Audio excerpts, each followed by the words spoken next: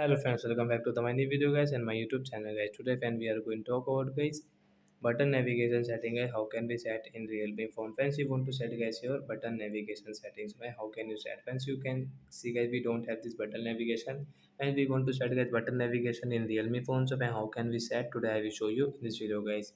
So first of all guys we will on our phone setting to set button navigation. After on phone setting guys scroll it. Friends, click on guys this system setting guys, tap here on system setting and guys you can see system navigation guys, tap here. Friends, you can see button navigation. So with right side left side guys click here and friends wait for a while. Friends, you can see guys we have this button navigation, so we can use guys our button navigation setting guys. So like that guys you can set guys your button navigation in your Realme phone. So that's it guys, thanks for watching the video guys. I hope friends have understood how to set button navigation and how to use button navigation setting in Realme phone. Back button, home button, you can use it. Bye friends, thanks for watching.